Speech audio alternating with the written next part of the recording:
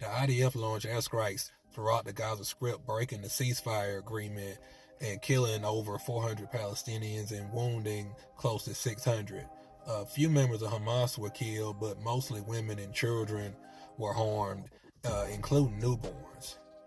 Some people were blown out of their homes when the airstrikes hit, and their bodies had to be recovered from the streets. In some places, entire families were wiped out.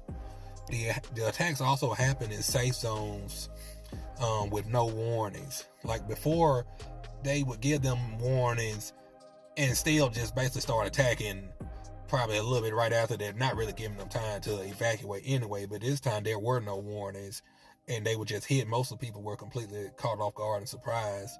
There were also places hit, like Gaza City was hit pretty bad from what I'm hearing, and they're saying at least 114 people were killed in Khan Yunis.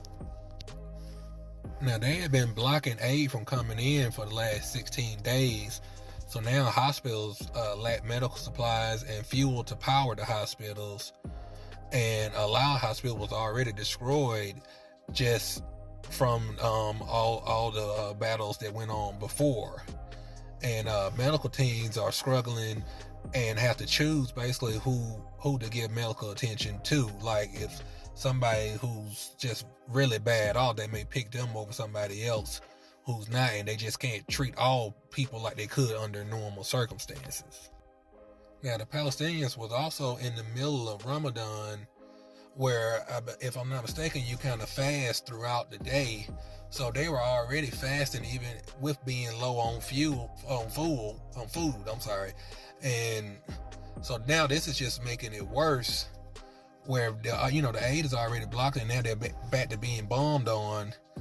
And from what I'm hearing, Netanyahu is saying that that's just beginning, and they're going to ramp things up even to a higher extent. And he's basically saying that all ceasefire negotiations are going to be under fire. Well, basically, they're going to be attacking them while they try to do the ceasefires, which it really don't make no sense.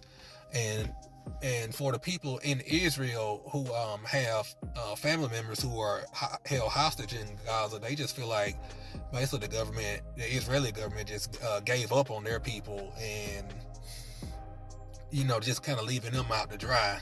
And some people feel like Netanyahu was just doing this because once they start these attacks, it put a halt to the trial that he was under. So if he kind of picks the war back up, then he can prolong his political career.